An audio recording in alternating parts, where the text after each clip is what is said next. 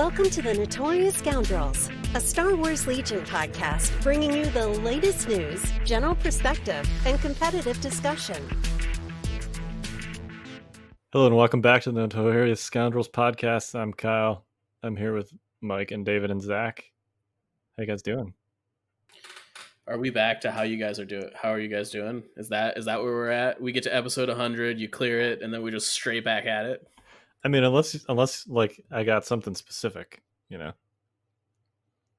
Kyle, I'm sick of you phoning it in. Miking it in, as an MIC, not Mike too Terry. late. Yeah. So we have a lot to talk about today. We're going to talk about the real problem with ARC Troopers.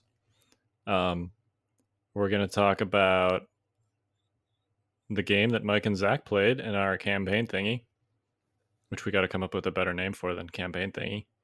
And we're going to do some Objective 101 with moisture evaporators. So first, let's do housekeeping. Housekeeping! So a couple of housekeeping items. The 5th Trooper is doing a giveaway for ARC Troopers in combination with the Legion Discord. So basically you just send an email. The details are all on the Discord, but you send an email to the Discord email address with, if you got like a cancellation email from Asmodee, or if your local store didn't get any or didn't get your pre-order, just let them know and send them an email basically saying that, and then there'll be a random drawing, and we have a non-zero quantity of ARCs that were donated, so that we will be giving away. Did I get the gist right? Yeah, I think so. I mean, it's pretty legit.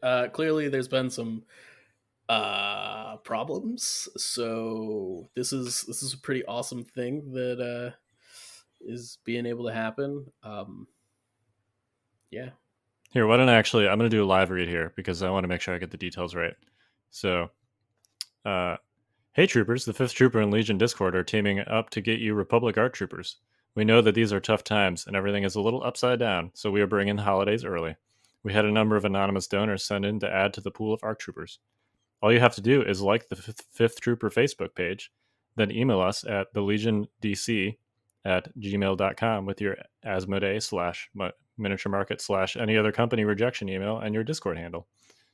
We have a limited supply and we'll be choosing at random. The drawing will take place on September 14th. That was awesome. Do you think when they were talking about things that were upside down, they were specifically talking about Zach's ARC Troopers? Oh, man. I don't know if it's upside down, but we'll get into it in a little bit. But yeah, gravity's at work with these bad boys.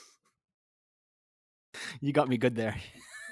That was good. Yeah, we'll get to that next. In housekeeping, we also have a Patreon, which is the 5th Trooper Patreon. You can check that out at thefifthtrooper.com/Patreon if you're interested in supporting all the different things that we do, not only this podcast, but also the 5th Trooper podcast, and the blog articles and the streaming and all that fun stuff. So Legion HQ. Yep, the list builder. So yeah, check that out and give us some support. So let's launch into news. Welcome to In the News. So, there's a big problem with ARC Troopers. You want to tell us about it, Zach? They don't exist in a lot of stores, and also the flight stands are finicky, to say the least. but what's the bigger of the two problems? Let's be abundantly clear here. The fact that they're not available, for sure.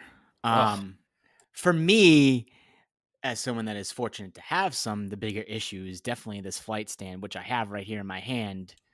And it's hard to kind of compartmentalize into the words, but I'm going to try and do my best here. It's almost like these flight stands just said gravity does not exist, and they live in like this perfect world where you think that you can plastic glue them into the position that you want. But gravity for those of you at home that have, taken science class at some point in life, you know this word exists and you know what it does. There's gravity at play here, even with this tiny miniature. So the issue that I have with this flight stand is, number one, it's super long. It's a lot long. Like I knew they were going to be different, and I liked the curvature of the flight stand, but this is one of the longer ones, and it's super long. Number two, the contact point of where you need to glue it is not a fun. It's not a fun spot. It goes on the bottom of the jetpack, and it almost looks like it's supposed to be like a ball bearing that just kind of like pops into the socket, but that's not what it is. You have to glue it to the little like ball bearing spot. And Derek Fuchs came onto the Discord and he said plastic glue would work, right? Because it's just the same as like the hard plastic that the model's made of. I'm going to go ahead and tell you that is a lie. maybe it's intended. Hold on. Maybe it does work. Hold on. I shouldn't say it's a lie. It works. Clearly my arc is in position. It won't come off. The glue did its job.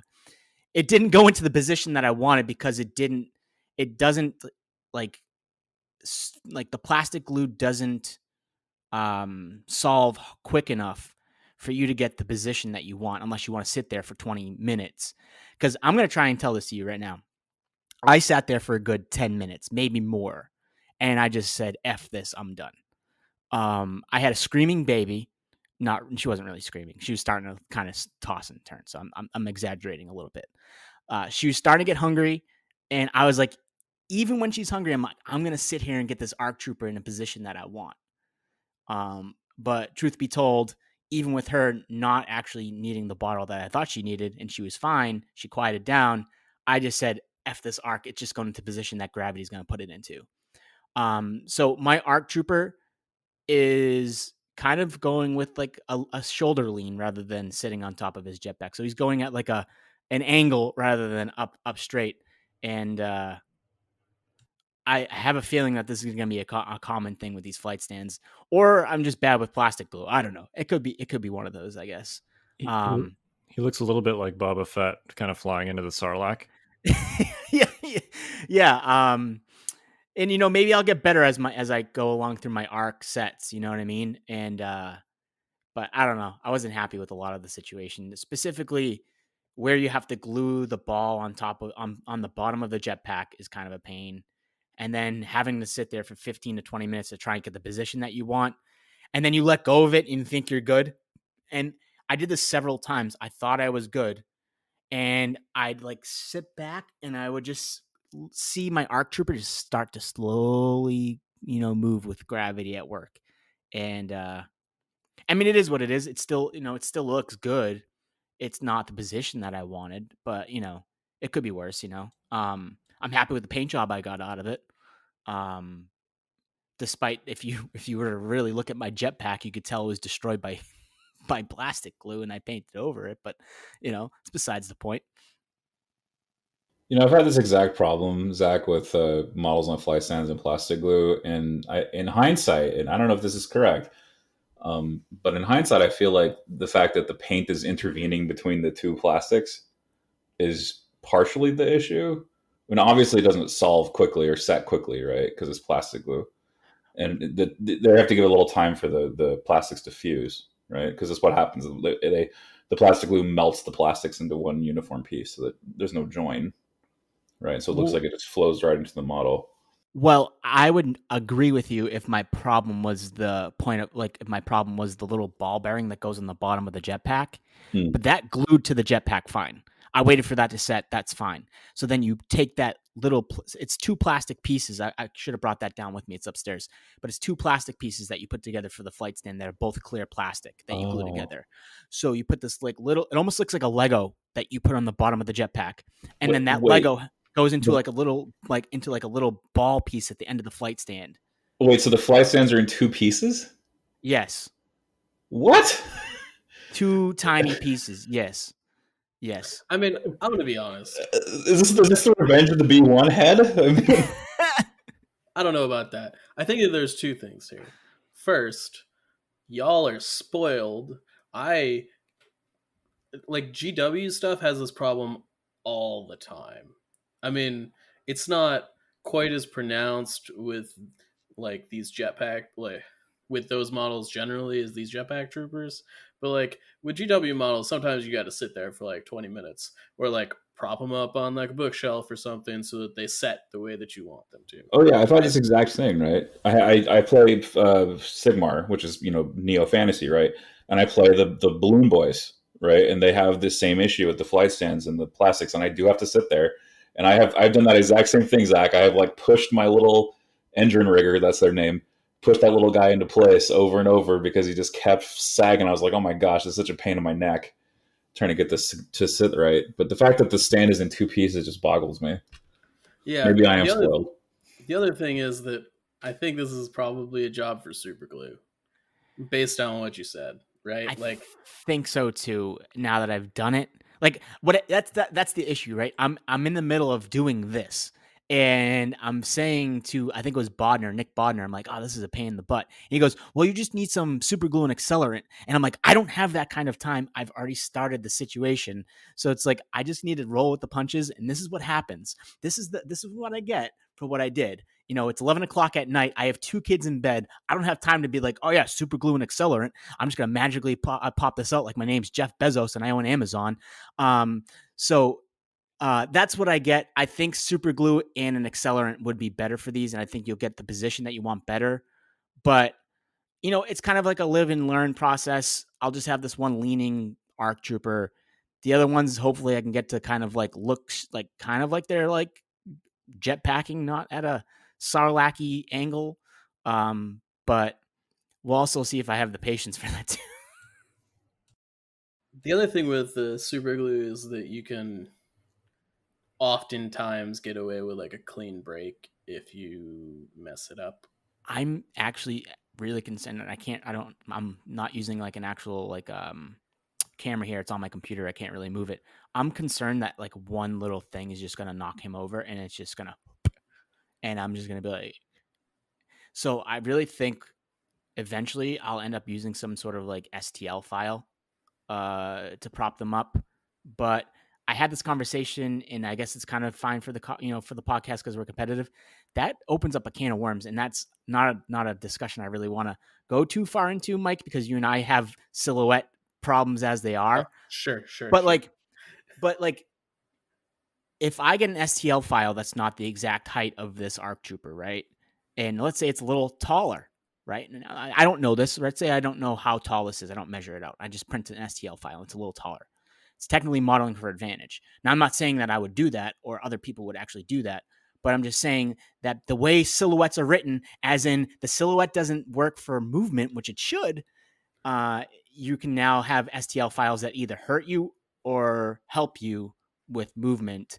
And I guarantee you there are people out there that's like, well, yeah, I want my sniper on an arc, on a stand. It can help me with movement because that's a real thing. Because the model's tall. Your glue kind of took some of that away from you. Oh yeah, I modeled for disadvantage on this one, guys. It didn't help me at all. But like that's a thing though. Like this is going to be your unit leader for a strike team, right? He's on a flight stand. You can move over terrain a lot easier with one on a flight stand than on one that's on a shorter STL or one you put on rocks. That's what's within the rules of the game, right? So that's a whole nother can of worms, mind you. Yeah. But just, if you are printing STL files, you want to make sure that they're appropriate too, though. You know what I mean? It's a really great irony when you can have 2 jetpacking ARC models, but the fact that they're so tall removes the need to take the jetpack upgrade on the strike team. just give them environmental gear. But like, well, I just wish I had. No, it's built in because of the height of the Mini. And I wish I had a silhouette because, like, yeah, I get it though. But like, I wish I had a silhouette because then you like the irony of it really is, David, is that I'm shooting at like halfway point of the silhouette. Because that's where, like, the silhouette goes to the halfway point of the flight stand. And that's where I'm actually shooting from. But my model is now way above the silhouette. But when I go to move, I'm actually measuring from the top of my ARC trooper rather than the top of the silhouette. I thought we weren't going down this rabbit hole. I went down the rabbit hole. Sorry. My fault. So Abort. Yeah. The other thing I would like to say about the flight stands, though, silhouettes aside, is that I personally really love that Boba. Like, I never glued Boba to his flight stand. He just pops right off. Yeah. And I can like separate them in my carry case. I really appreciate that because I've got like one of those old GW carry cases that are like about the size of a model, so Boba doesn't fit if he's on the flight stand. I'm gonna have that problem with these too, I think. Yeah, I admire the customizability of being like, because you're not obligated to you're not obligated to glue that thing into the back of the backpack, right? You could put his foot on the bottom of the flight stand or something if you wanted to. Yeah. And I know that when they made the flight stands the way they did it so that you could have customizability as to like the connection point. I definitely admire the effort there, but there's definitely like a simple elegance to a peg and just being able to shove it in there and knowing exactly like that your dude's going to stay there when you shove that peg in there. And you could even still like, I love the curvy flight stands. I think they look very dynamic. But I think there's probably a middle ground with those, and then maybe with like a peg. And if you really want to mod it and stick that thing somewhere else, use a hobby drill and like make a little hole in his foot for the peg or something like that. I'm thinking about magnetizing after seeing what Zach showed me. I think magnets would be good. I don't know if it's gonna work. No, I really Probably don't. won't hold the model, I would bet. Yeah. When we're done with the cast, I'll go get you the backup flight stands and show you how they work, like how they like work. And I don't think magnets are gonna do it. I mean, maybe I'm wrong. I'm not. Don't forget. This is my only hobby. Like, I've never played any other game. I've never played 40K. I've never dealt with flight stands like this before. So this is all new to me. So maybe I'm incorrect. Nope. But I just looking at it, I don't think a magnet's gonna work. I might want to. I mean, maybe I'll try cutting the stand down, maybe a little bit.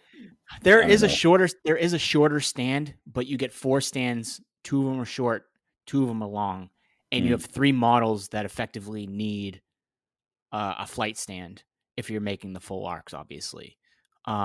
Which arc troopers are good, full arcs are great. So I'm gonna be painting and making a lot of these, units, as opposed to like Rebel Commandos that just are sitting in baggies downstairs because I just Full arcs are good. What? Are you sure? That's the guy that took full arcs to second in Invader League. So one procedural question: did you, when you like were sitting there holding him, was the flight stand already glued onto the base? Yes. So one other option would be to like leave the flight stand off the base and then glue it to the model before you glue the base to the flight stand, if that makes sense. Because then there would be a lot less weight to that flight stand than there would be to the model, and you could almost stick him like face down and have your flight stand sticking out the back and then just put something under it, to dry. That would probably be easier. I think I'm definitely going to try a couple different things on these next flight stands. I can tell you right now, the only one that's going on the long flight stand is the sniper. And after that, they're all going on the shorter ones because I'm not dealing with this again. But yeah, it's definitely a situation that I learned from this one. And again, it's not like it looks bad. It looks good. It just looks not what I wanted. So, I mean, it is what it is. Like, at first, I was a little mad about it because, like, I don't know. I was excited. I had a good paint job going. I'm like, man, I like these flight stands. And then I started putting it together, and I'm like, I hate these flight stands. And after like a half hour of like trying to get it to work, I just was like, I gotta do something different the next time around. Well, I'm going to be having the same experience with Mandalorians, hopefully, in the next couple of weeks. Hopefully, you'll be having it. Yeah. Speaking of, so we talked to some degree about the stocking issues last week, but I don't think the problem was as bad as. I think the problem is worse than we realized. There were several people that had like pre-orders directly from Asmodee that were just outright canceled. Not even like, postponed, just straight up like, we've canceled your pre-order. Yeah, you'll get it in March or something Yeah, like, so the February thing I think came from a miniature market email, not from a Asmodee okay. source. I think the Asmodee emails just basically said like didn't have a date on them. February would be a long time. it's it's possible that miniature market is like in line behind other places. I have no idea how any of that works.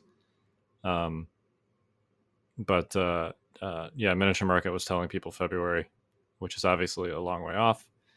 Um, you know, there's not a lot of people playing at stores right now anyway with their physical models, but it's still really frustrating to not be able to get your hands on them. So, and apparently, we're hearing from stores that they're only getting like half their, I guess we'll see what happens next Friday, but that they're basically only getting half their like Clan Run and Inferno Squad orders too. So, um, Yeah, I think this would be like less of an issue if it was like dewbacks or something, but these are all like good, effective, and sweet looking models. Like they're all of the things, right? They hit all of the points, right? They seem to be like effective on the tabletop, at least in TTS. They look cool as hell. You know, the arcs obviously fit the strike team slot. So like it's unfortunate that, I mean, like, could you imagine if people couldn't get a hold of like Rebel Commandos or Imperial Scouts? Like, that would have been a problem. well, and just to the broader point, like people want to buy this game. They want to buy Yeah, stuff for this totally. game. And I know this has been a sort of a Asmodee slash FFG problem for a while, where it seems like they underestimate demand. Um, but like this has been an issue with Legion for a while. Phase 2 sold out very quickly. B2's same issue. Um, there was a long time period where you couldn't even get core sets, and um, for a growing game, like people need to be able to buy the product for the game to grow. It's weird because I sort of understand how they've handled it, at least in the past. Like, it's way better to sell out of all your stock than to have a ton of extra sitting on the shelf, right? Like, you don't really want product to sit a ton. Like, clearly you want stores to have stuff to be able to sell, but you don't want them to have an extra 40 core sets because you shipped out 3 times more than you needed. It's kind of an awkward balance, I think, to walk. Clearly they haven't figured it out yet. I'm not attempting to defend this, just to be clear, but I do understand, I think, where they're coming at it from a business perspective, even on releases that have not had shipping problems before. Yeah, and I get that, like, I'm not a logistics expert, and estimating demand is hard. Um, I get that, but it seems like,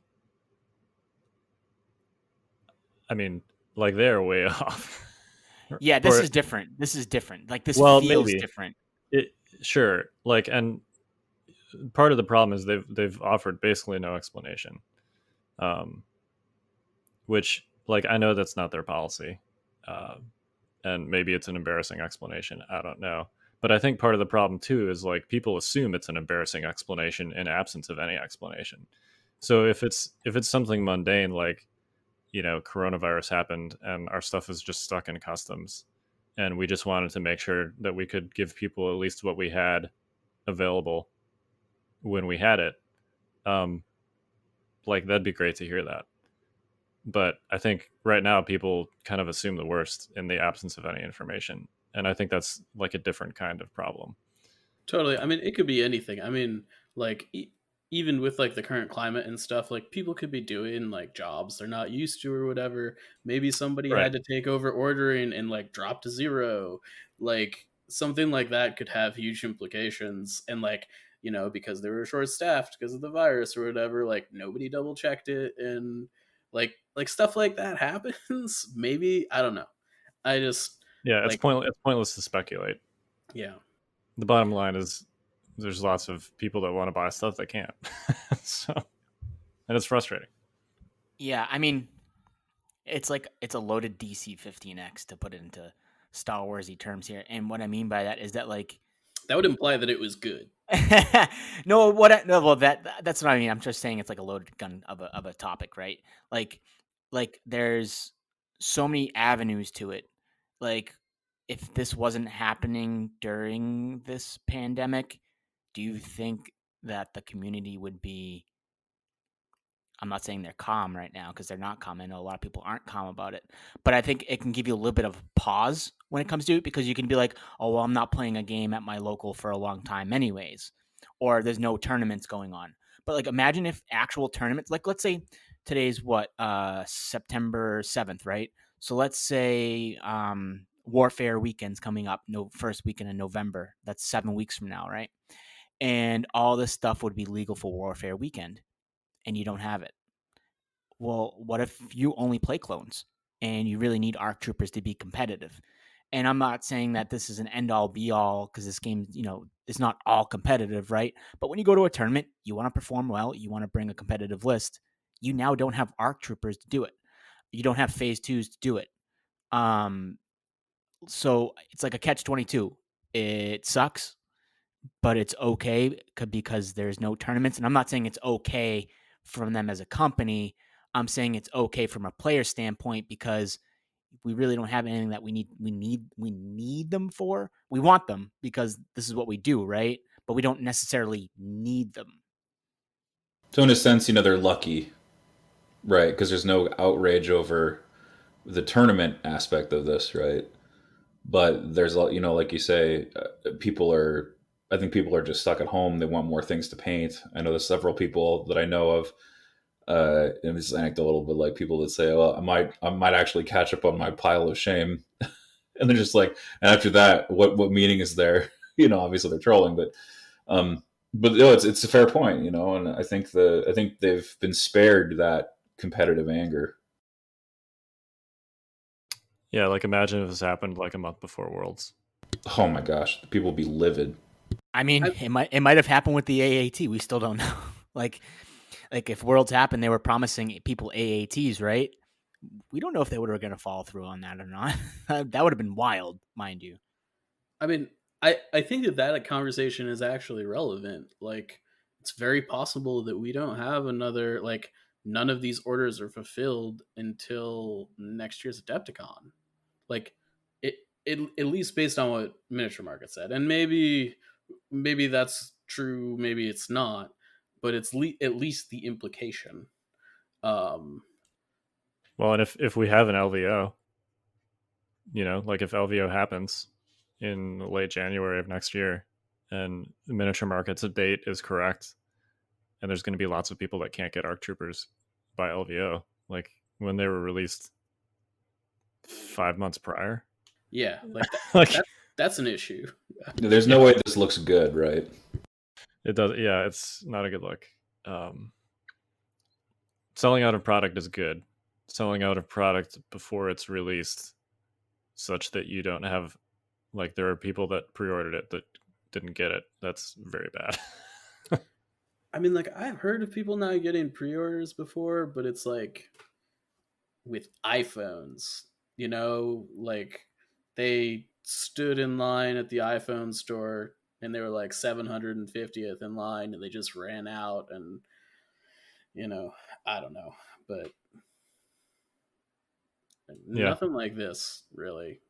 It's weird. I hope this is not an ongoing issue. I guess we'll see. And maybe the product, like, maybe it's not that it fell into the ocean or they underprinted it or something. Maybe it's just like sitting in a warehouse in Taiwan or something, and it's just can't get here yet. Who knows? Pointless speculation is pointless, but yeah, I guess you say speculation is pointless, but it is so fun. It is, yeah. Personally, I like the pirates theory. That's my favorite. A bunch of pirates like raided a container ship, thinking they're going to get like some super valuable stuff. They open this container and there's a bunch of like ARC troopers in it. And of course, they don't go to eBay to check that they could probably make a fortune selling those ARC troopers on eBay.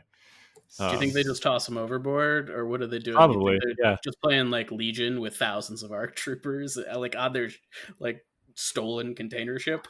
There's a bunch of pirates just playing with ARC troopers on there. Yeah, So was this Hondo Onaka and a bunch of Weequays? yeah, All definitely.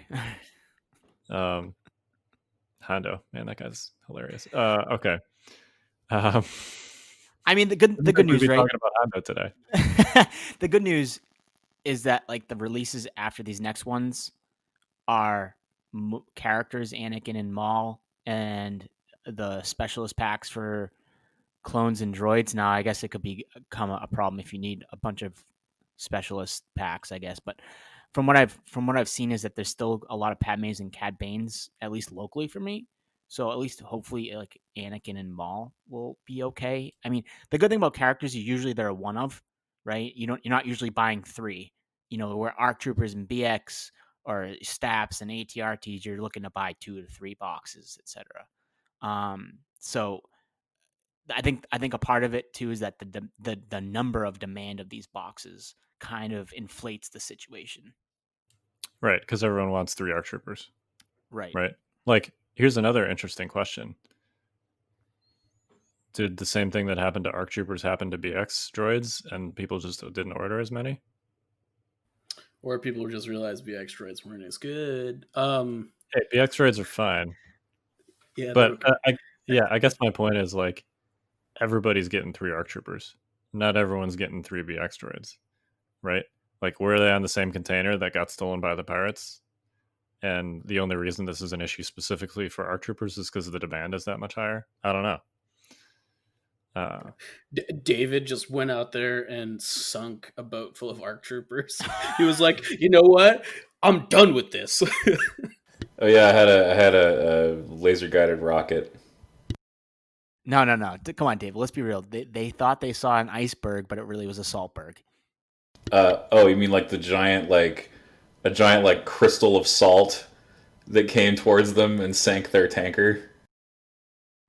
Yep, definitely that's what it was. All that anger over Invader League like crystallized, and I like channeled it into the ocean and sent this hunk of salt just hurtling out across the Pacific towards whatever tanker ship or container ship that was these things were on board. It's a hit. There you have it, David Zelenka.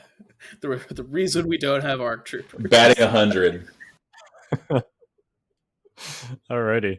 Well, hopefully we get them. Hopefully Sorry, we get them. Yeah, there you go. 100 would be bad. That's why actually bad is 100. That'd be Mendoza line bad, below Mendoza line. Yeah. Hopefully we get him sooner than February. I guess we'll see. Obviously, some people have them, but not as many people as want them. So, if you're looking for ARC troopers, good luck. Enter our giveaway. There you go. May the force be with you. Yeah. There you go. All right. How about we move on to Legion 101? It's time for Legion 101. Class is in session. All right. Let's talk about my favorite objective. Moisture evaporators. Or sabotage the moisture evaporators.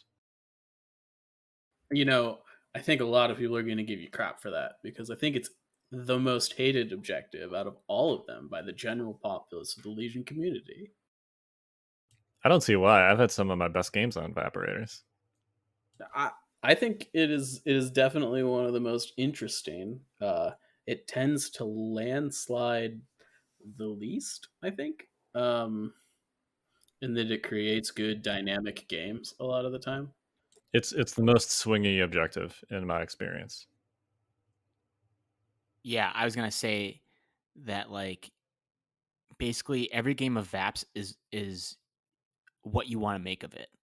And what I mean is if you're blue and you want to be defensive, you can be in blue and defensive. If you want to be red and you have to be offensive, which you probably have to be, that you can dictate the story. Now, I've definitely have played games of blue and have gone on the offensive.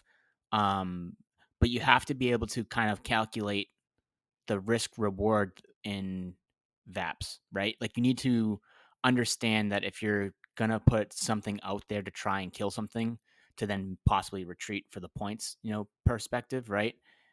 You need to weigh that risk reward more because of those swings. All right, so before we get into like the strategy of apps, let's just talk real quick about the why. Like, why is blue player defensive on Vaporators? Because Just the blue fundamental automatically reason, wins ties. right? So blue wins. So there's three orders of things, right? Victory points is one, points destroyed is two, and if both of those things are tied, then blue player wins, right?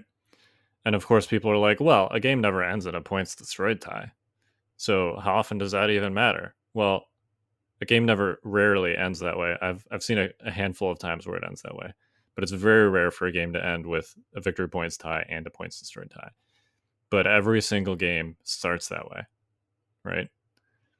So a good Vaps blue player will essentially, because Vaps is more likely than other objectives to tie, right? Because there's only two objectives that each player places, and you can essentially place them in safe locations such that it results in you doing your Vaps and your opponent doing their Vaps, and then you're tied on victory points. So, like in situations like that, it's essentially kill points, right? And the game starts at 0-0 with kill points, which means the game starts at blue player winning. So it's on red to kill something, basically, and blue doesn't have to do anything except sabotage their Vaps and sit and wait. Yeah, I mean, I've won games of Vaporators without firing a shot. It kind of sounds dirty to say, but it's happened. Yeah, it's the reason I actually dislike the objective the most, because you can reach a point in the game where there's just no incentive to engage. Well, there's no incentive for one player to engage in those games that you're describing, Mike, and I've had those too. In my experience, one player doesn't realize that, specifically red player doesn't realize that they essentially lose if they do nothing, or if they don't do enough. Yeah, no, I mean, they would be often in those situations. Like, this is a little bit more exaggerated than it should be, but it would behoove red player to just take all of their units and throw them at the blue player as hard as possible. In kind of the extreme situation there, if they don't engage at all, they just lose. Right, like clearly there's ways to do that in a more nuanced and careful manner. Totally. I just I do think that, like, if you would pick between doing absolutely nothing as red player and devoting all of your resources and leaving your evaporators in the dust, you are more likely to win that game ignoring your own evaporators than if you were to sit back defensively. Like, sitting back defensively as a red player in a VAP situation is literally a no-win situation. Like, you cannot win the game. Yep. I have a couple takes here. One of them's a little more extreme and one of them's more subtle. I like Vaps. I play defensive like Kyle does. I mean, I've definitely have had games where I've had to go on the offensive as red on Vaps, and it's fine. Like, you just got to know, like Mike was saying, you got to know to kind of worry about your Vaps later and as red and go after blue because you need to, because that's how you have to win the game. My hot take, super red hot, is Vaps is a terrible objective in terms of a game design.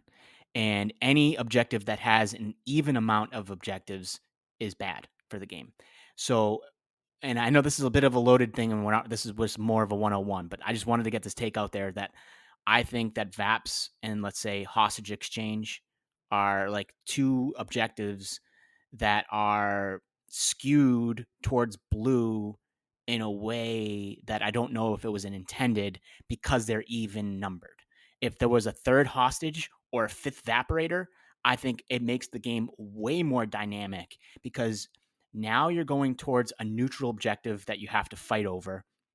And two, you don't have to kill something and then run away because you want to win points. And I don't know about you guys, but I play Legion to roll dice. Even when I play a defensive game, now mind you, I play very defensive. I still play and roll dice. And I've seen so many games, like Mike was saying, where he doesn't even take a shot. He doesn't even pick up dice. I mean, not to name names, but there was a game in an RPQ I played at. It went to a round 3, 0-0 game, tie, blue player wins.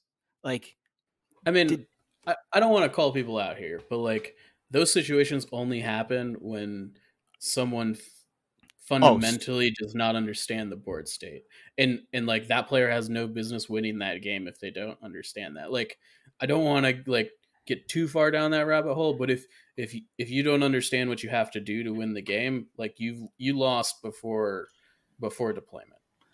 It's not even that though. Like, okay, I shouldn't say that.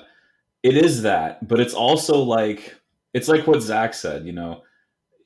You come to the game with your sense of fun hopefully intact, and as someone who's played blue and who has been the defender, you still like to draw blood. You know what I mean? Because you want to roll dice. The problem is when that backfires and then your opponent is suddenly ahead on points, and then you're like, well, crap. Now I have to do all the work, so to speak, of approaching and attacking.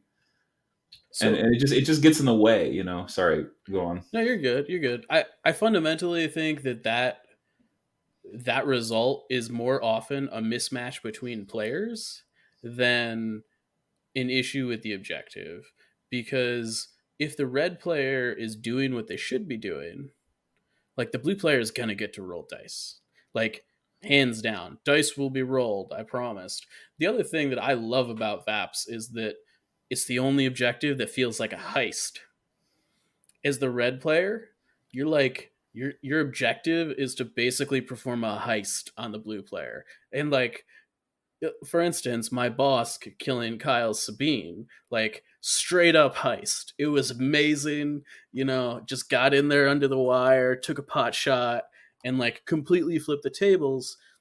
And like, I live for moments like that. Like, those are the moments in Legion that I think are amazing. And I think other objectives have a hard time creating those scenarios.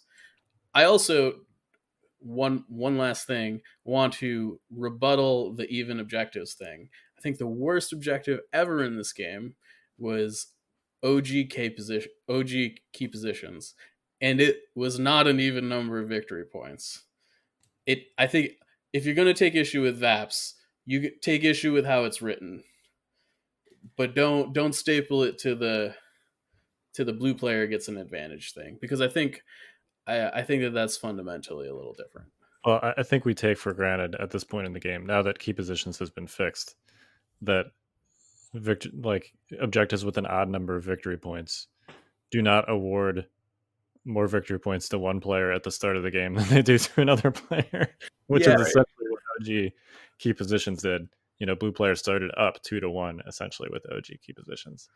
The other thing is that like intercept is often only one objective matters. Key positions often only one objective matters. In Vaps, they kind of all matter, which I kind of like. Yeah, there's a couple ways. So, like in my experience, when both players kind of know what's going on with Vaps, like you referenced our game where you sniped Sabine with Bosk.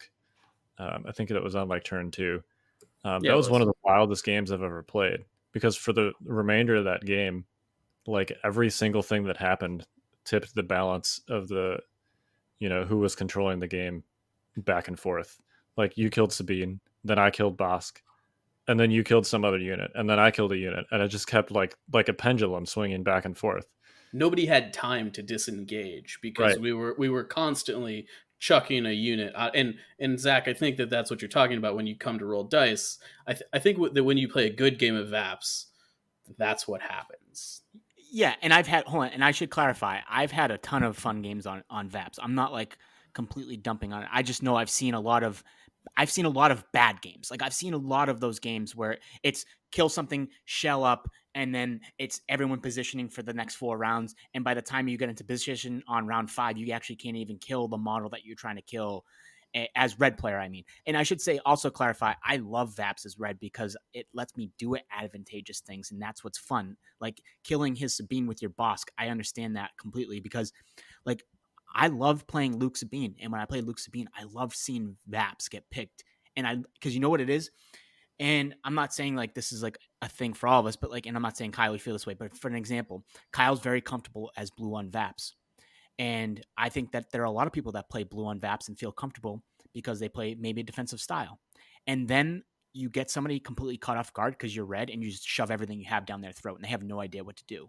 And I think that can cause for good gameplay because you're getting somebody on their game plan and completely throwing it off. And again, that brings up great Legion moments.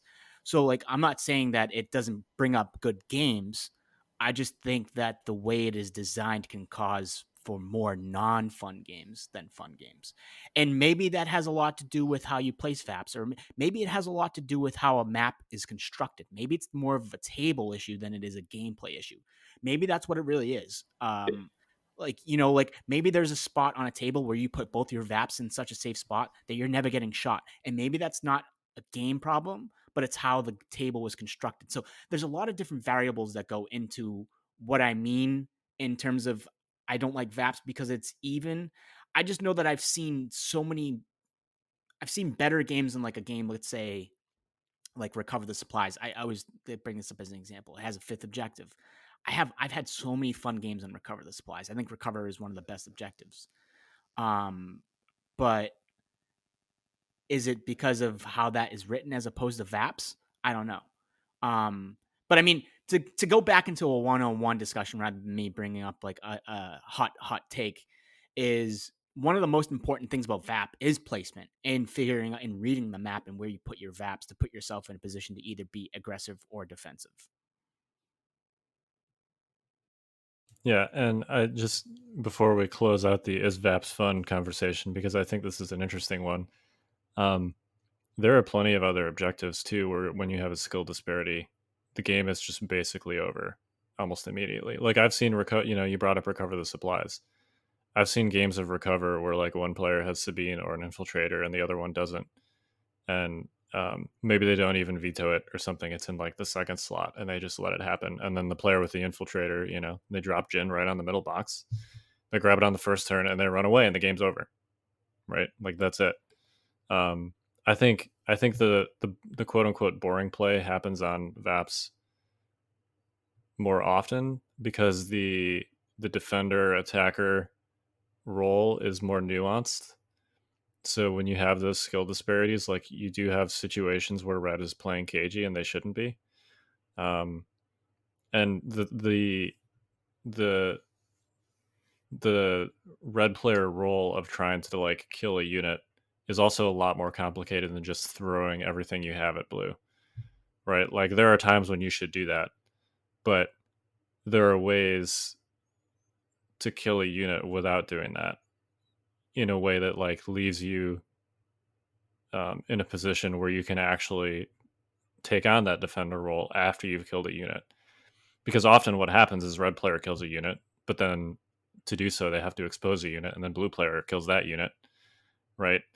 And then you're right back where you started, depending on how much your unit costs.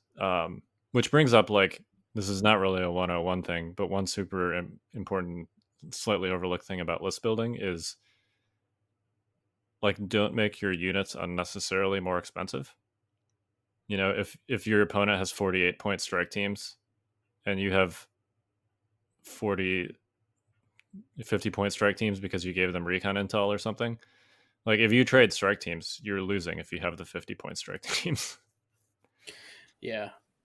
I do think that situations like VAPS emphasizes mistakes more than other objectives, right? Like you are way more on like a razor's edge on, if you mess up which deployment you pick, the game could be very close to over. If you mess up what condition you pick, like if you pick, I don't know, like if Limviz is in the pool and you choose not to ban towards it so that you can't get up there and engage them closer. Like that could be a serious mistake. Like there are tons of mistakes before you even start moving your units on the table that you can make in VAPs. And I think you guys were alluding to this a little bit with, like, where you drop your VAPs is super important. And if you mess that up, it can easily decide the game before it starts.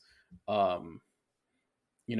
are a lot of little variables that players have direct control over on VAPs that on some other objectives they don't, right? Like intercept, the points are clear cut. Like you don't get to drop them. They are where they are. Like it is what it is. But when you're playing an objective like VAPs where the deciding victory points are based on locations that someone can select on the board, it gets way more complicated. Recover the supplies is like that too, but the box that generally matters is predetermined, right?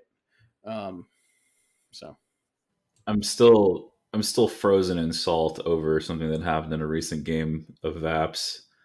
I actually I positioned a sniper team, and I did not hide the second model in an accurate way, and as blue, okay. And so here comes Echo, right? Double crit, lethal, kills the sniper. Just natties into double crit, lethal, kills the sniper team. So I'm just sitting here as like, oh well, great. Now I got to attack, right? But it's major offensive, and so the VAPs are both kind of shoved away, and so there's like this no man's land. And so now I am attacking across a no man's land against clones, which are like, not only are they like really hard to kill if you don't have Pierce, they also can knock the hell out of you if you make a positioning error. So that was just a really like long grinding game that ultimately I failed to win. It was a close one, but that whole game was precipitated off one error. And so that's really just like you're in this kind of knife edge situation where if you make a mistake, you'll be paying for it for the rest of the game. I think Well, VAPS is uniquely like that. And I think so. You brought up VAP placement. I actually want to talk about one of your other games, David. The game previous to that was also VAPs, right? Yes, it was also Um, VAPS, but they were much closer together. right, and part of that, like you were blue player also in that game, right? Yep. And you ended up essentially proactively pushing one of those Vaporators, which turned out to be a good call.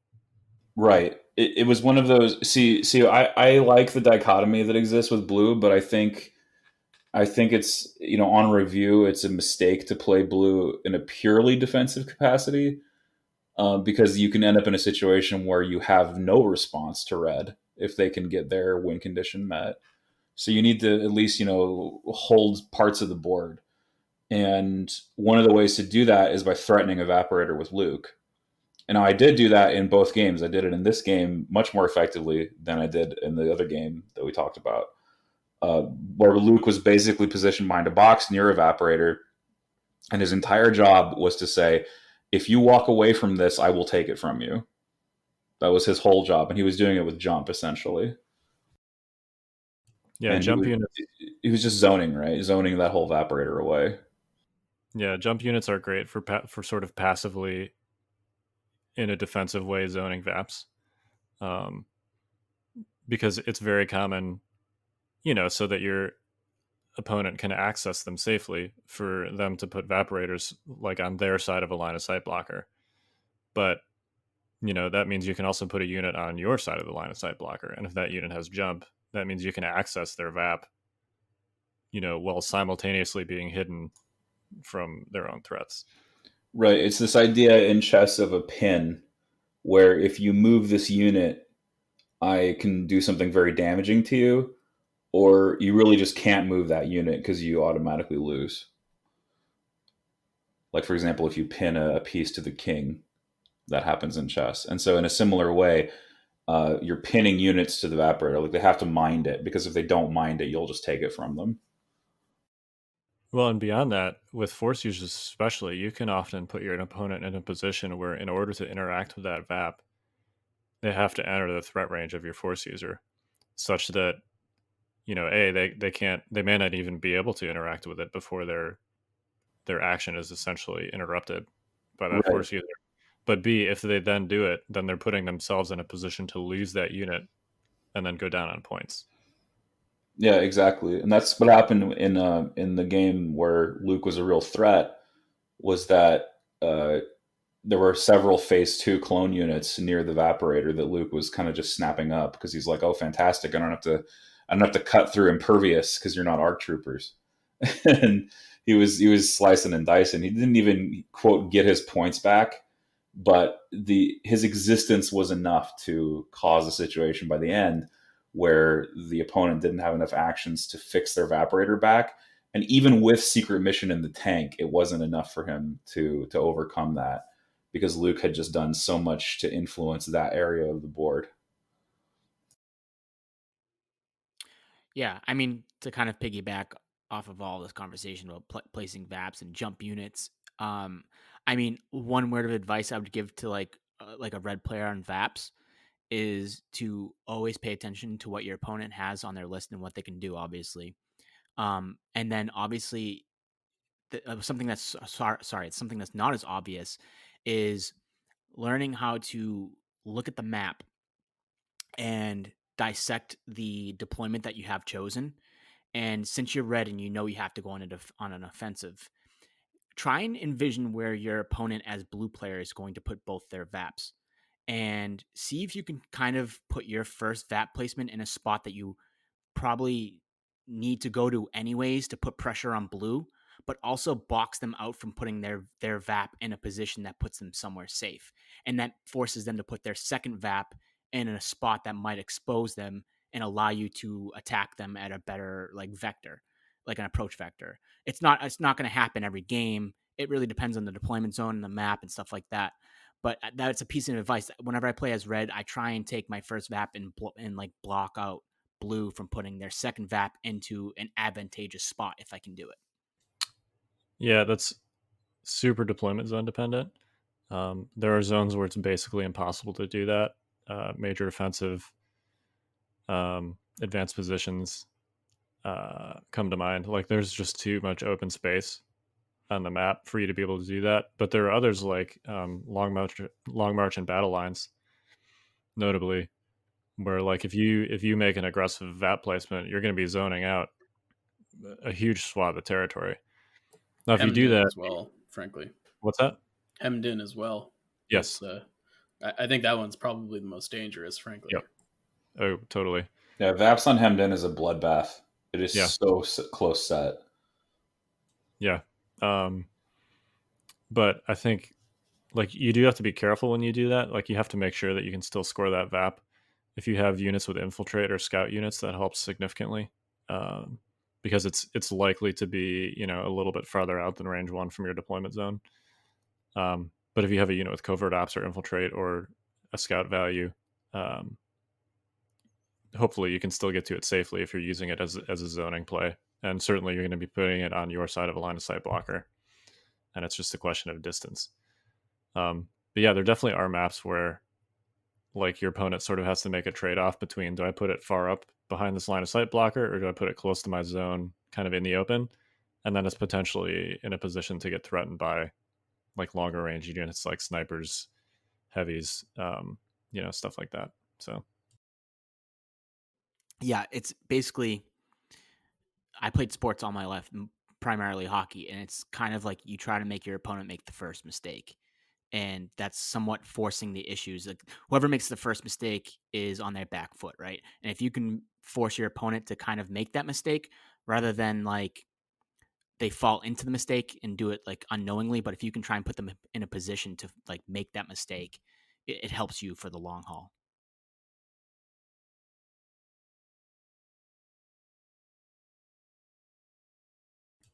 So this is super basic, but I always forget like whether I'm repairing or sabotaging. Red repair, blue bash. Right. That's that. Yeah, So yeah. I think it was David actually that told me that little moniker, red repair. Red repair, and then I did blue for break. Yeah, but bash works too. Yep. So that's how you remember red repair, blue break, and yeah, that's always super helpful. Make sure you're doing the right direction on the wounds. Yeah, you have to choose whether you sabotage or repair. And I wish you just stacked victory tokens next to them. It would be so much cleaner. It really would, because it's also like I get thematically why one side would want to be sabotaging them and one side would want to be fixing them, but it'd just be so much simpler if you just stacked tokens next to them. And also, like, it's called sabotage the moisture evaporators. It's not called sabotage/repair the moisture evaporators. Uh, I don't know. It'd be super cool if we got like an engineer unit though that could like double repair them or something. That would be sweet. Yeah. Speaking of double repairing, one more strategy note, and then I want to talk a little bit about like which lists should and should not be taking VAPs. But strategy wise, if you're in a tournament, odds are your rounds are going to be timed, and there's a non-zero chance that you may not finish your games. So, like on VAPs, make sure that you are interacting with your VAPs early and often, and that you just get those like, just check that box, just get them out of the way. Don't run into a situation where you're like, oh crap, it's turn 5 and I banked on interacting with my home evaporator on turn 6 and maybe we won't get there, and you just kind of lose because like you had a unit nearby that did something besides repair a vap. um yeah, just Yeah, early enough. if my VAPs aren't repaired by round 2, I think I failed. Like Right, I that's mean, the That might be a benchmark I little use. excessive, yeah, I but would say yeah. around 3, That's but 2. I will not settle for less than 2. It's got to be 2. even so, just even outside of a potentially shortened game situation, it frees up whatever units you had allocated to that task to do something else without having to worry about it. So there's a couple of reasons to do that. Yeah, I mean, like, there is a world where it is far more, like, for instance, often strike teams are the ones that end up doing evaporators because they're cheap units that you can miss their activations a lot of the time and not be like too concerned about it. But like if you're red player specifically, you often want snipers shooting earlier rather than later. You want to break the dichotomy as soon as possible. Um, so I think I think that argument holds up if you're blue. I think it is less applicable if you're red player. Um, Right, like because if you don't kill a unit, it doesn't matter how it doesn't often matter. you interact with your VAPs, you're not going to win. Right. Yeah. So it's good advice, but I do think that like if you think time is going to be an issue, check the box that at least starts you down the road to winning the game first. But don't check the box that's like, you know, step 3. Check the box at step 1, and if you're red, that means you have to kill a unit. That doesn't mean you can't do them at the same time, but if you have to prioritize, um, and often strike teams are some of the only units that can shoot the first couple turns, so you kind of have to balance those priorities. That's why you have R2D2 hit a VAP. Yeah, totally. I mean, like a cheap unit that doesn't do much, like R2 is a great unit, assuming that you can still get him to his mission objective or whatever, or he's still going to do what he needs to do over the course of the game. But if he can stop along the way and just like repair a VAP, great. That's a great job for him. Units with Scout are great for VAPs because, turn 1, most of your units are going to be out of range anyway. So if those units, like turn 1, a lot of your units are not going to be attacking anyway because they can't. So if those same units can be interacting with VAPs on that same turn, then you're getting a good, bang for your buck there. What type of lists should not be taking evaporators in their deck? Because I think we actually had this conversation before Vital Assets, and probably before Tauntauns, and the answer to that question was none. Like everybody should be taking VAPs was the answer to that question at some point in the existence of this game. I don't think that's true anymore, but let's talk about what kinds of lists should not be taking VAPs. Should not.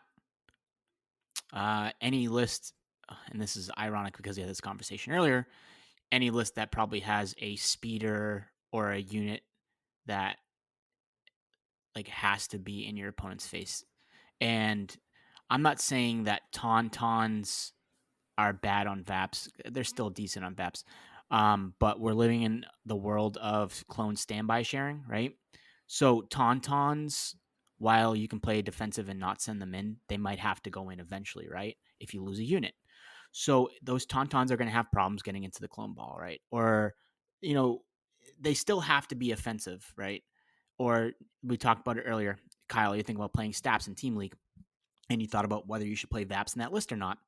And, Mike and I said you should just because you're Kyle and you like Vaps.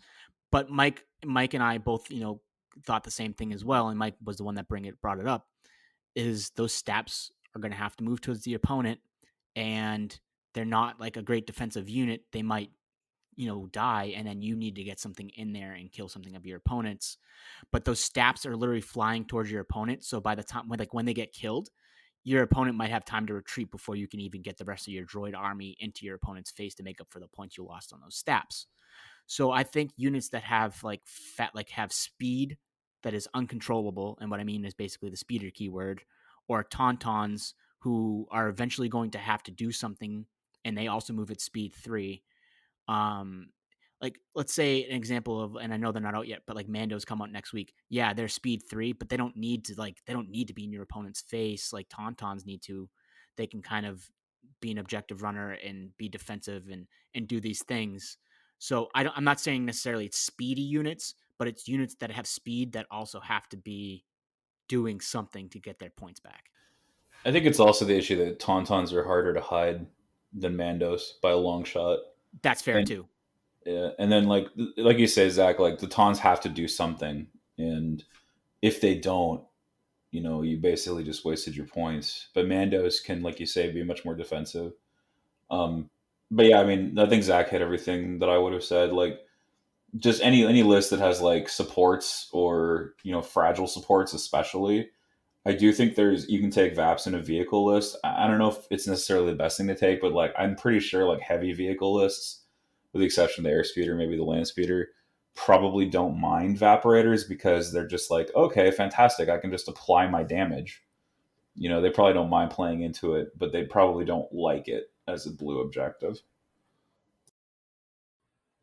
I think a very easy rule of thumb on this is that if you want bombing run in your battle deck, you don't want Vaps in your battle deck. Is kind of how I feel about it. Like there's probably a couple exceptions to that rule. I think Mandos may want bombing run. Like I could see that. But I'm also not convinced how good they would be at Vaps, frankly. I think that the other aspect to units that don't like Vaps is short range units. Like if your main mode is like range 2, which I think is actually one of the biggest issues with tauntauns on Vaps. Like I do think that the line of sight issue is a problem, but the other aspect is that they just can't engage unless they get into their opponent's threat range. And oftentimes the best units on Vaps are the things that can hit you from range 4 or 5. Shores, FD turrets, snipers, Cassian. Like those are the units that are super stellar at winning the like, hey, I've got to kill a unit right now war. I mean, Jedi are obviously pretty good at like zoning Vaps out and stuff, but yeah, I think that if you have a lot of short range units, or if your list really wants bombing run, Vaps just shouldn't be in your deck. Yeah, I think another thing for the taunts too, right, is in Vaps, or not like just Vaps, but in general, is they're trading down a lot of the times. But what happens with taunts is they usually trade up in more, and what I mean by that is they end up trading up because they kill more than one unit.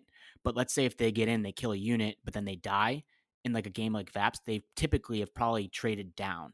And what I mean by that is they killed something that was worth less points than they are. So yeah, you killed a unit, but you just lost your tauntauns and now you're down in the points anyways. Yeah, I mean, if you look at the contrast, we talked about zoning with force users. Like, if a force user kills a unit that was sent to do a VAP and then dies, that's not a good trade, right? Similarly, like if a Tauntaun, is threatening a VAP, they send like a B1 unit to do that VAP.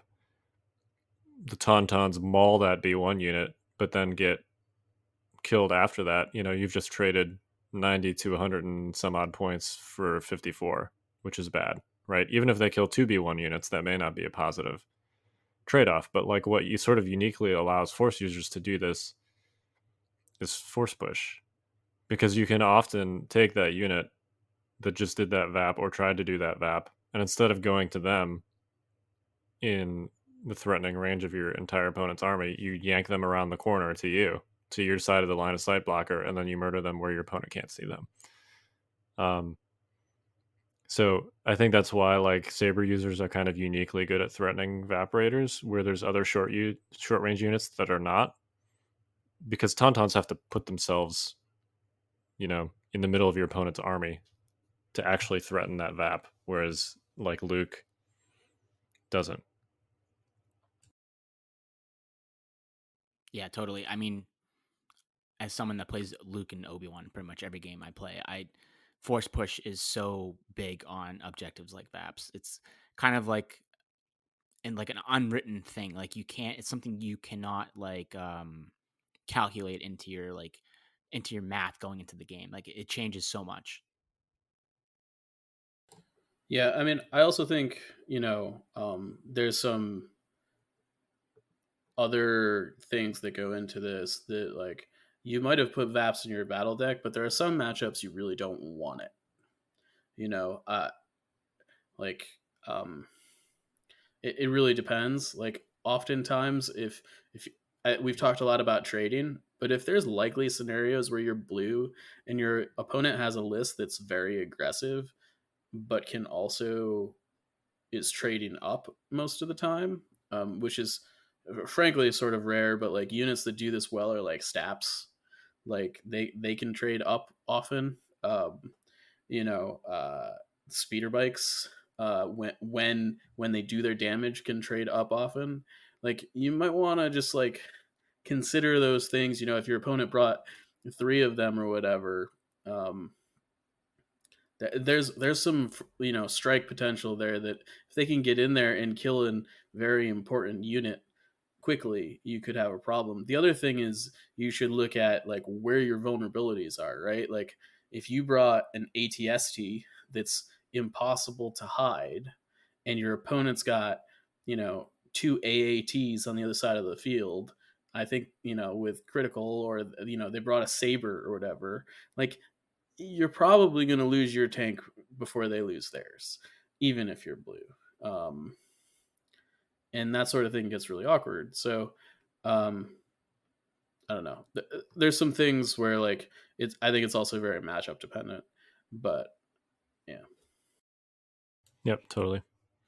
I think the core pieces of advice are: think about VAP location. Make sure if possible that you're placing yours in safe locations, and that potentially, if you can force your opponent to place theirs in vulnerable locations. If you get stuck with red as VAPs, you have to make something happen. And there are a lot of different ways to do that, but one of the ways not to do that is to sit and play defensively as red. That's not something you can do. That's like not an option for you. And just know when to threaten Evaporator, even as blue.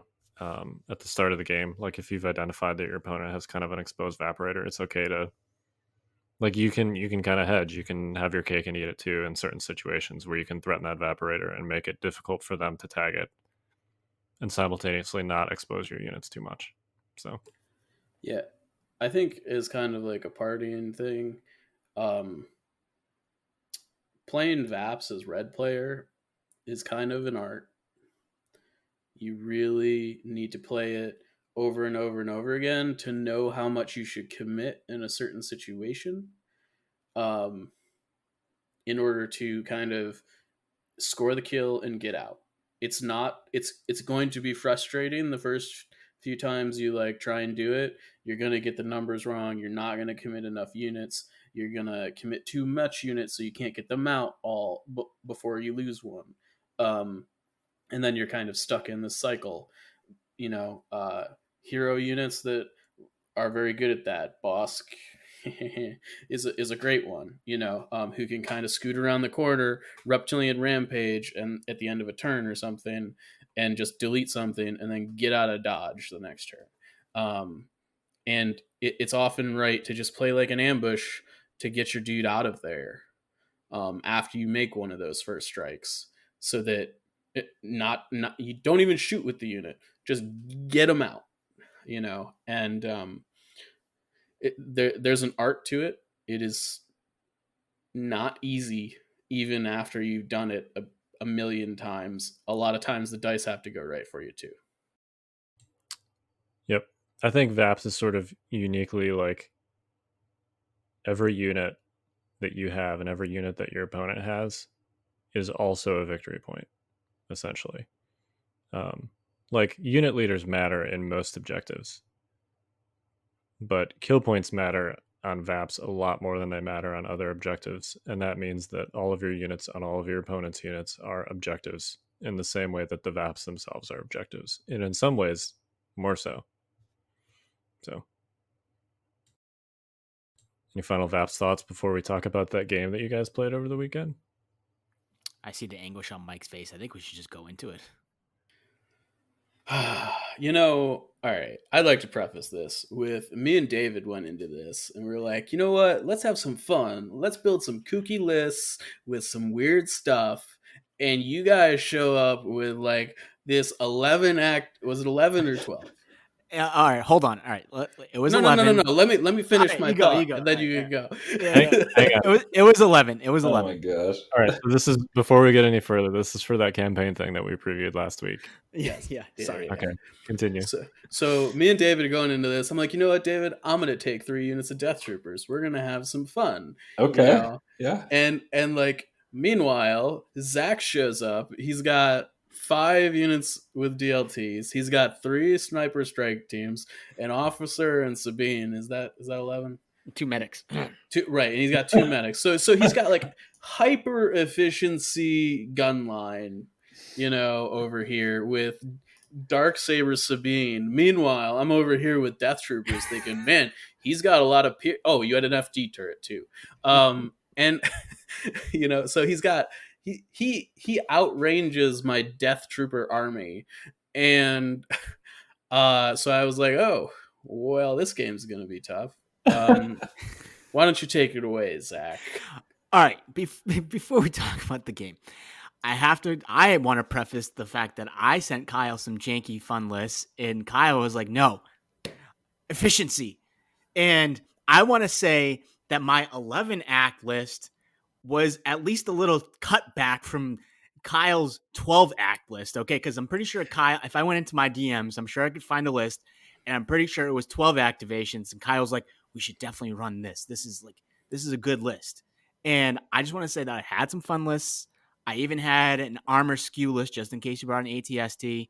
I only went to 11 acts because I brought the Darksaber, and I'm pretty sure Kyle's not a big fan of the Darksaber on Sabine, but I just don't leave home without it. And I put ascension cables on her, which ended up being important in this game, ironically.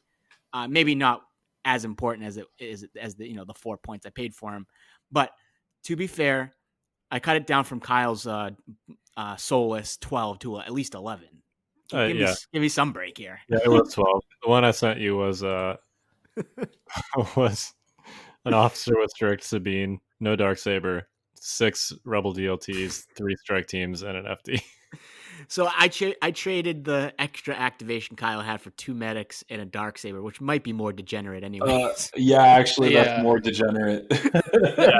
Honestly, really the medics won you that game, I think, because Sabine would have died. In any case, it was a fun game. We played Intercept the Transmissions. Sabine had some fun with her bombs. It will be going up on YouTube later this week. So be on the lookout for that.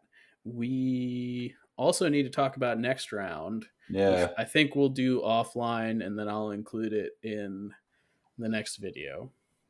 I think it's but on you we'll- guys to pick a battle, right? Well, we got to do moves again, and then we pick a battle. Okay, so we all do moves again, and then you guys pick a battle. Correct. Correct. Yep. So they're gonna be looking for revenge because We will be looking for revenge. We Yes, took over. we will. We took over Megiddo. Again? I'm probably pronouncing that wrong, but that's what we took it over. Somebody in the comments, I think, of our last cast was like, "You guys didn't say Megiddo right." No, he was like, I'm sure you pronounce Megiddo the same way you say the word GIF or GIF. I don't know which one it is. Megiddo. Megiddo. Either way, Yeah. we conquered it, and that's what matters. Okay. Yeah, there you go. So thank you for calling us out on it. I have no idea how it's actually pronounced. Yeah, me either. Actually. Yeah. So, but yeah, so I guess we'll do that in the next video. Me and David have talked, I think, a little bit about where we're gonna attack. A wee bit. We'll probably just do that in DMs, and I'm gonna do like some cool graphics with the map so that everybody knows where we're at as far as that's concerned. But congratulations on your win. The Rebels are now up 13-11 in planets, so that's cool. If there's Salt's one thing I rubbing could off. if there's one thing I could say about this video that Mike's gonna have, it is an example of how to play TTS fast. Because Mike and I, we like zoomed through this game. Maybe it's just because we were having fun and joking around and playing lists that we were somewhat familiar with. But Mike, we finished that game in like what, 2 hours? Yeah, ish. with It was probably about 2 deployment. hours. Yeah, with deployment. Yeah, we were just speeding along. I think we played 5 or 6 turns. So Yeah, I think we played almost all the way through 5. Yeah, until we called it. Yeah. But it was a lot of fun. It's very possible to play a game in 2 hours, even on TTS. Oh, absolutely. I don't want to get on a tangent, but let's just I say understand. Yeah. I'm not going to say that I was playing super precise. Had it been a tournament or something, I probably would have been a little bit more methodical. Yeah. But yeah, I mean, Well, I know you wouldn't have brought 3 Death Troopers. well, I mean, that's besides the point. you also weren't allowed to bring in any unique characters, which we might be in that position this time around. That is true. That is very fair. It's most likely Kyle, so it's gonna be like a 14 act, like triple FD, like It's gonna be 60 officer T. tauntauns. He's gonna bring a 15 activation list. He's gonna be like, "Here's my snipers. Here's my 3 FD turrets." For the Here- record, I did talk Zach out of Tauntauns. Okay. I would have been yeah. Tauntauns. I think would have been a great matchup. You also talked me out of Yeah. like double Pathfinder too. I was doing some jank in there. I think what I said is if you want to run Jank, you should run Pathfinders. I did have some funky lists going on. I had some I thought about, because I was concerned about the ATST play. I was just concerned about it. Had I brought the ATSC, I think you guys would have been dead. To be clear. I think I would have been in trouble. Yeah. Yeah, I think the ST would have given you quite a challenge. Yeah, there was a list with like a bunch of ion troopers and like 3 laser ATRTs, something like that. It was double MPL, triple ATRT with lasers. Oh my gosh, you guys. I cannot believe 3 Death Trooper units cost like 350 points. It is absurd. I say this a couple of times in the video because like I'm coming off playing full arcs, okay, and I gotta say something is wrong. It is not close, and I was upset.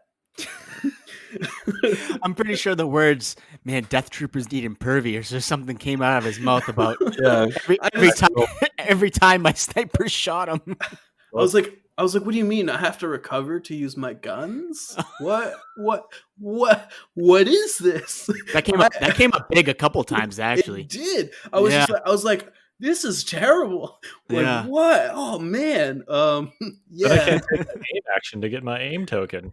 Yeah, you mean I can't use the dodge tokens on that other unit to not take damage? Are you sure? Are you sure? Yeah, no, it All right. Yeah. Every conversation ends up being about ARC troopers. Okay. just like in a previous way, every conversation ended up being about Tauntauns. Yeah, right. On that note, I think we should close this thing out. So we will do our moves offline and let people know somehow in a video or something, I guess. Yeah, we can talk about it next time. We're trying out a new video thing. I can't actually quickly switch screens right now. So it's possible that this podcast may or may not be on video. Yes, that is very true. We're trying something new. We'll see how much of a wizard I am. If this isn't on video, I have failed. I question your wizardry skills. Yeah. So. All right. Well, we are the Notorious Scoundrels. I'm Kyle. I'm Mike. I'm David. I'm Hagrid. You're a wizard, Barry. Wow. All right. Stay fresh. She's back. Goodbye.